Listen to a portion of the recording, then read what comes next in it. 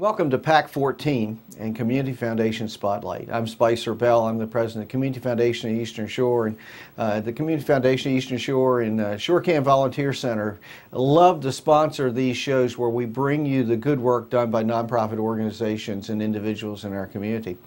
Today we're shining that spotlight on the American Cancer Society and one of their upcoming projects. My guest is Jim Phillips with American Cancer Society. Hello, Spicer.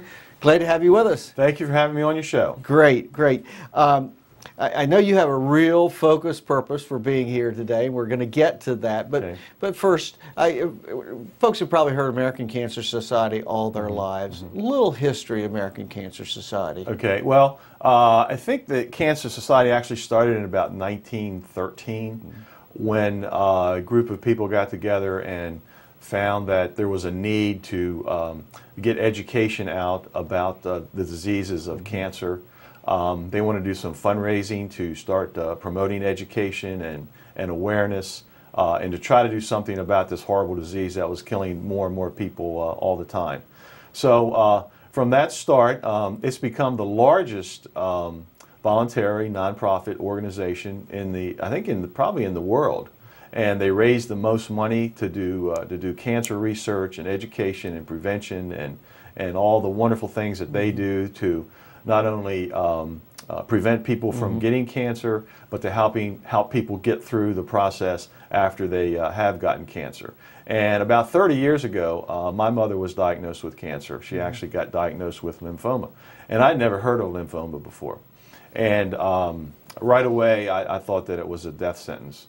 And I was very motivated to actually accomplish some things in my lifetime that she had set for me. She wanted to see me do before she died. So I accomplished those things, and 30 years later, she's still living. Okay. And still giving you things to do. Absolutely, no question. And the first call I made after I thought she had we had received news of this death sentence, I called the American Cancer Society, called the 800 number to get information, and I found out that indeed it was not a death sentence. That there was wonderful drugs out, and I still remember the 3 drugs that she was on: Cytoxin, vincristine, and a steroid. You know, they really put me at ease. They gave me all the literature, all the materials that I needed to read and catch up on. It was before the internet, so you couldn't go online and look things up. But the packet of information they sent me was just outstanding. And you know, I've always been a believer in the mission of the American Cancer Society and the good work that they do. But when it really hits you personally like that, you get a renewed vigor and a renewed interest in what they do. And you know, they survive obviously by contributions that are made from the public. Millions of Americans support the American Cancer Society. So I think from that time on, I was always a supporter of all their events, whether it was their Relay for Life or their mail campaigns or their telephone campaigns, whatever it was, because I don't think as an individual who has their health, you can't do enough to support an organization like this, because they're trying to look out for the health of everyone else. And it could be you or a loved one, or today or tomorrow. You know, we're all susceptible to this disease, and we can't spend enough money for research. Yeah, and it multiple functions and focuses for American Cancer Society. Certainly research and funding research is one, but information is very important. Advocacy is very important. Absolutely. I think they've been very instrumental in terms of efforts to try to pass laws that provide lifestyle and changes and protect people in terms of environmentally based cancers and things like indoor that. Indoor air, the Maryland Clean Indoor Air Act, the American Cancer Society and other organizations were very involved in advocating this policy to legislators, to the general public, to the media, and that law was passed. The more the cigarette tax goes up, the fewer children will smoke, because it gets too expensive. So, you know, not only is the tax money raised from the increase in cigarette taxes go it helps keep children from starting to smoke. Yeah. It also, that money goes towards underinsured individuals to help them with their everyday health issues. So through that advocacy, that's been something, a real milestone that the American Cancer Society has been involved in. And right now, more states than not are protected, and more individuals than not are protected by clean indoor air. Not all 50 states have it yet, but more than half do. Yeah, but and it's very, very important. It really is, and I think that's an international message that's getting out. It's certainly flowing from this country to other parts of the world too. So. And actually, other countries have led us in that. Ireland has gone completely smoke-free, you know, and we haven't yet. So we have some work to do. Well, I just got something very recently from Salisbury University, and Salisbury University is becoming a smoke-free campus. And you know, really applaud the work that President Janet Dudley Eschbach and all of her staff and everyone's doing there to send that important messages to the students here. Yeah, and the American Cancer Society has a group there called Students Against Cancer, and they were very instrumental in getting the grassroots effort rolling to get that policy implemented. Yeah, so well, very good. Now, got to ask you about the shirt. Okay. Fight like a girl, and you know, I asked you about that before we started taping, and you shared the story with me. So share it with our viewers. Yeah. Well, I'm wearing this shirt today because a very good friend of mine was recently diagnosed with breast cancer. And actually, I think she got her diagnosis about the same time I started with the American Cancer Society. So it was really kind of ironic. And so I got in the office one day and I saw these shirts. I said, you know, these things, this is just terrific. What a terrific slogan. Now, you and I know that when we were kids, if somebody said you fought like a girl or you threw a baseball like a girl, it was not a compliment. not at all, not at all. But I saw this and I said, you know, I mean, this hits the nail right on the head. I mean, this girl, this woman, is going to fight this disease, and she's gonna do her absolute best. I mean, she's going to get cancer on the run. Right now, she is undergoing chemotherapy, and then later on after that, she'll have surgery. But and I did ask her permission if I could say her name, and she said yes. Her name is Monique Welch. She lives in Crisfield, and she's a nurse at McCready Hospital. Okay. So Monique, I'm dedicating this show to you, and your inspiration is going to help us all to raise money to fight this disease. Well, and we're going to send out lots of positive thoughts and prayers to Monique. Prayers and our thoughts, and she's on Facebook, and she's keeping people apprised. You know, I think it's going to inspire others. I think it may be an inspiration to her as well to share what she is going through and will be going through to fight like a girl and fight this disease. Well, we appreciate her willingness to let you share her story, because I'm sure it will inspire others. And you know, with the American Cancer Society and some of the other organizations we have in the community, we have some great cancer support groups. We have the wellness community here, Delmarva. We have the Women Supporting Women group that covers the whole area. You know, cancer. You know, when you're diagnosed with cancer, it does not have to be the lonely battle that you might have thought it was at one time. Exactly. Exactly right. Yeah. There's groups out there. There's people that have cancer that want to share their story with you. You're going through things that you know, perhaps you feel that how are you going to get through this, and simply talking to someone who has gone through it will certainly help you. Yeah, I'm a cancer survivor myself. It was I guess about 10 years ago that I was diagnosed with prostate cancer, and you know, it's a very sobering event when you sit across from that doctor's desk and they give you that diagnosis. But it certainly is not the death sentence that it was once, and there's some great treatment regimens out there for many types of cancer, and some fantastic support groups. And you know, hopefully we can inspire folks to take advantage of that and support the fight against cancer. And if you do get a diagnosis of prostate cancer, you certainly want to do what your you know, healthcare professional tells you. But also, the American Cancer Society has a program called Man to Man, and it's men who it's a support group who meet regularly, different locations throughout the area. And there's also one-on-one if you prefer not to share in a group, but there's also that group support. So just one of the programs that the American Cancer Society I has. participated in the one-on-one as a recipient and as a kind of a mentor for a while at years ago, and it was. It helped me through, and I'm sure you helped others. I was able to help others. Yeah. Really. Very good. You're watching Community Foundation Spotlight, and today we're shining the spotlight on the American Cancer Society. My guest is Jim Phillips, and Jim works with the American Cancer Society. We're going to get to your real focus, but American Cancer Society has a number of fundraising efforts that they do in this area. Highlight a couple of the others. Our biggest fundraiser is Relay for Life. And the Wacomico Relay for Life is in September at Shorebird Stadium. Making Strides Against Cancer is a walk that is held in various locations around. And Relay is not just in Wacomico County; it's all over the shore. It's all over the country. It's just a huge fundraiser. It's an overnight thing, and I had the honor and privilege of attending one in Pocomoke. And very, very inspiring. They start off with a survivor walk, and to see those people get up and walk and still be with us and still be fighting the disease, it was just very inspirational. And then all the people who have been touched by cancer, if they haven't had it themselves, a loved one, a friend has had cancer. And of course, there are people there who have lost loved ones to cancer, and there were a number of people that were very emotional about the whole event.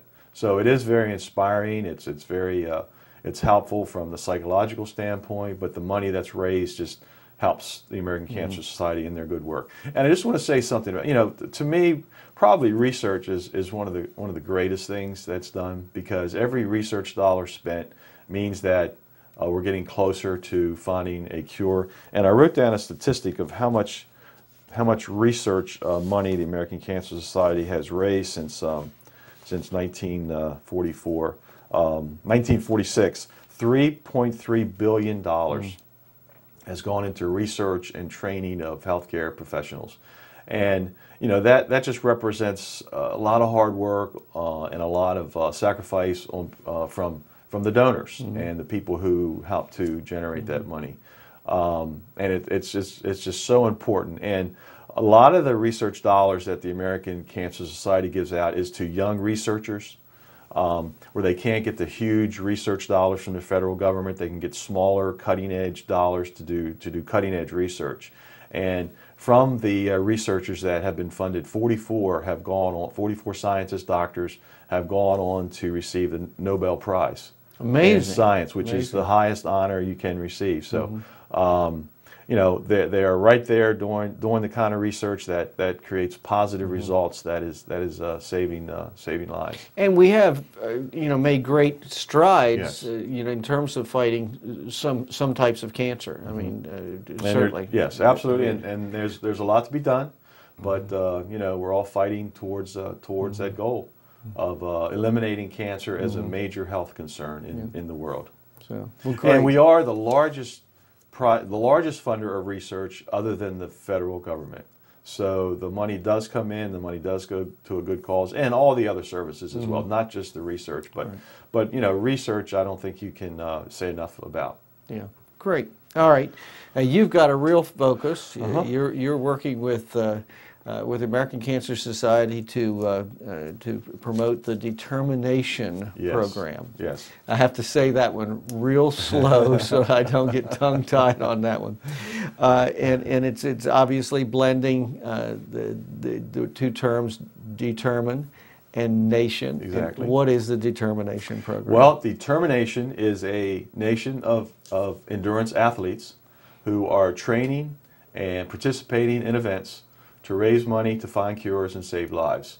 And Determination's been around for a few years. It's typically held at marathons and half marathons and triathlons, such as, for example, prestigious events such as the Boston Marathon, the New York Marathon, the Marine Corps Marathon. And for the first time, it's going to be used at a recreational cycling event. And it's going to be used at the Seagull Century on October the 9th. And one of the premier recreational cycling events of the country. Without really. doubt, without doubt. We have a great relationship with the university. In fact, they have a relay for life at the university that the students put on, raises a huge amount of money. It's been recognized nationally as one of the largest university fundraisers for the size of anywhere in the country. So we have a great relationship with the university, and many people are volunteers and supporters of the American Cancer Society. So we thought, what a great place to implement determination. So what I'm doing currently is recruiting cyclists to participate. So we're going around to all the bike clubs, all the bike shops, all the fitness clubs, spin classes, all of the rides, all the other events. And letting Pack people 14. know. And Pack 14, absolutely. A great way to get your word out. We're going to recruit some of the staff here at Pack 14. Yeah, wonderful, wonderful. We'd love to have them. You don't have. You've already got me. I'm a cyclist. So Yeah, let me break for just one moment, Jim. Yeah. You're watching Community Foundation Spotlight. If you just tuned in, my guest today is Jim Phillips, and we're talking about the Determination Program, and we're trying to recruit some folks that will participate in the Seagull Century that's coming up this fall, and do some fundraising for the American Cancer Society. So tell us where you are with that effort.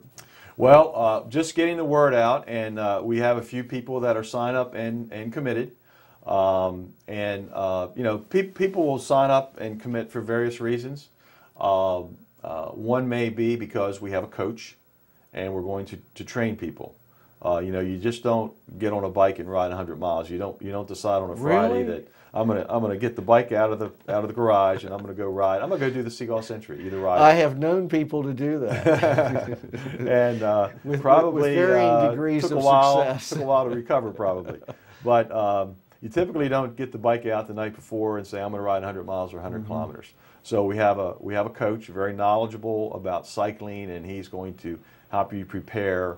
You can start 12 weeks from the Seagull Century. You can jump on it 10 weeks, 8 weeks, whatever. You can jump into that program, and he'll make sure you're doing the proper kind of training with the proper type of equipment, and you're going to be physically ready to ride 100 miles or 100 kilometers, whichever you choose. Then there's going to be people who perhaps have a loved one or friend who is a cancer survivor, and they want to do something in their honor, or perhaps a friend or loved one has died of cancer and they want to do something in their memory. And I have a letter here from one of our participants I'd like to read. That'd be great. This is a letter that she's sending out to online by email to help her with her fundraising efforts. Hello, family and close friends. I have set a big goal, and I'm asking for your support first. This fall, I will ride in my first century, 100 miles, the Seagull Century, on Saturday, October 9th, 2010, starting at Salisbury University in Maryland, reaching Assateague Island National Seashore, and returning to Salisbury. The proceeds you help me raise will go directly to the American Cancer Society. As Dad passed away from colon cancer while I was pregnant with my first child, this ride is it for me. Action Jack taught all 4 of his children to ski and play tennis, and the importance of staying active.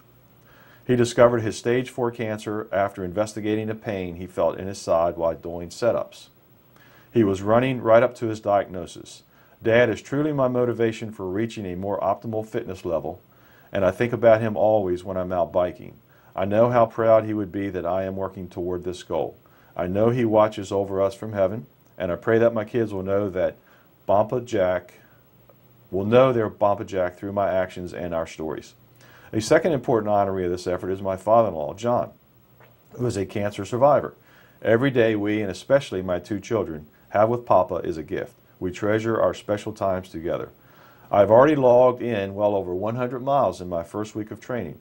I am happy to have your prayers to help me persist in the training, even when the days are tough going. Many of you I know are avid bikers and have shared with me much of what I know about biking today. So I am also happy to have teammates if you're interested in joining in on a ride and or training with me. Many of us have been personally touched by this disease. I will ask others in the future, but you're the people who know firsthand how important this goal is for me. I ask that you visit my website below. Happy trails and cheers. So she is riding because, well, she's riding in memory of her father, in honor of her father-in-law. So there's going to be many stories like that, and people are going to be motivated by the disease. And if someone's interested in participating, in essence, they're committing themselves to ride the Seagull. Yep. Okay, to do some enough training to get themselves through that. That's correct. And to seek sponsorships in the process. Yes. Before we get much further, where do they get information? And the phone number of the local office. Okay, the so phone people number can reach you. Yep. 410-749-1624. Okay. And the website will be on. It's kind of a long website. Okay, we'll put that on the screen also. We'll give it okay. to our friends here at Pack 14 so somebody can jot it down. Yeah. Also, there is a link from the Seagull Century page where the brochures have gone out. Our information is on the brochure, and it's available on the Seagull Century website as well, a link to determination. Okay. Now, I understand there's some perks involved. Yeah, there are a few. There are a few perks. Probably the first and foremost perk is I think I've talked about. You get to ride in honor or in memory of a friend or a loved one, and to me that's very motivational. And if someone hasn't, if they have any interest at all in bike riding and are willing to go through a little bit of pain to do this, it's a fantastic experience. Last year, I think there were about close to 7,000 riders. Well, actually, last year there were 8,300, really? Okay. Of which you and I were 2. Yes. So my wife and I have done it for a number of years, and it's except for I think it was about 4 years ago when it was cold and rainy. And windy. Generally, it was windy too. Yeah. Been a real positive experience, and we toughed it out that year. But I can't say it was a real positive experience. Well, you know, cycling is so big on the shore. If you're out in a car or if you're out on a bike ride, I mean, people will be passing you. You see people coming the other way, and not just individuals. A lot of times it's large groups, and people are meeting at places and getting together by their speed and how far they want to go, and they're riding together. Of course, we're in the time of the Tour de France, so cycling is just huge, and it's an event you can do when your knees no longer allow you to run anymore. That's one of the reasons I bicycle. You can get on a bike and. You can get on a bike and go, and you'd be surprised with a little training how much distance you actually can cover. Yeah, you really can. You really can go. Yeah, we're pretty avid cyclists. My wife and I are. I guess I'll say avid, and we encounter friends or neighbors from time to time, and they'll particularly if they're new to bicycling, they'll get a bike and they'll say, "Well, gosh, I rode all the way around the block last week, or I rode down to the park and back and what have you." For Karen and I, 20 miler is just kind of a warm up. He said, well, how do you do that? Well, you just get used to it. Really, it just becomes fun. Build up to it. Yeah, you do. You do. It's seat time is what helps. Yeah. So now you have shirts for the team. Yeah, we have jerseys. Let's show one of the jerseys off. Yeah, here's the participants receive a Determination cycling jersey. Yeah, very nice. Hold it up right in front of you. Okay, all right. There you go. That'll get it in there. All right, yep. Determination, American Cancer Society. Great. Of course, it's a cycling jersey, so it has the pockets in the back for your cell phone, your nutrition bars, your energy bars, your whatever you want to carry back there, a few extra dollars. And we have reserve parking. If you'll have a reserve parking spot right close to the start line. You have the training, which goes on for up as many as 12 weeks or whenever you jump on. You would treat it as a VIP all weekend because you really are, because you're raising money to support the mission. Great. We have a dinner Friday night, a welcoming dinner, and to thank everybody for participating. And of course, you have your own webpage for fundraising. We're here to assist you with the fundraising, the training, and carrying us out and have a successful ride. And a lot of people have done the Seagull Century before, and maybe it's becoming a little routine. But this could really be a very special Seagull Century where you're training and doing the ride and you also have an opportunity to accomplish something that's going to mean very much personally to you, Great. other than just the physical accomplishment of riding 100 miles or 100 kilometers. Well, Jim, you have an obvious passion for what you're doing with the American Cancer Society, and we appreciate you sharing that with us today. Wish you all the best with recruiting your determination team. Well, I appreciate it. Thank you. The fundraising result. And I suspect what we're seeing here is the beginning of what will probably be a traditional part of the Seagull Century. Well, we hope that'll so. grow. Yeah, we Really certainly grow. hope so. So. Yep, that's our goal. Well, we appreciate you being with us today, and we're going to hope our viewers out there get inspired. If they haven't been pedaling, get that bike out of their garage and start warming up, and get on the website or give you a call and sign up for determination. We thank you for watching Community Foundation Spotlight. My guest today has been Jim Phillips with the Cancer Society. Jim, thanks for being here. I appreciate it very much. And thank you for watching PAC 14. And remember, get involved. It's been said that volunteers don't care more. It's just that they do something about it. So whether it's raising funds with the Cancer Society or doing some other good work in our community, there are lots of opportunities. If you've ever wondered where you can volunteer, sign on to the www.shorecan, that's SHORECAN.org website. Find out where you can volunteer in our community. And thanks for watching PAC 14.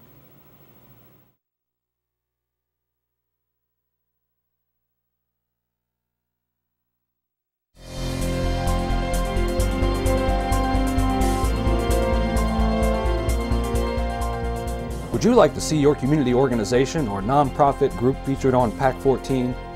To get started, contact us at 410-677-5014 or visit our website at www.pac14.org. PAC 14 is a great way to connect with your community.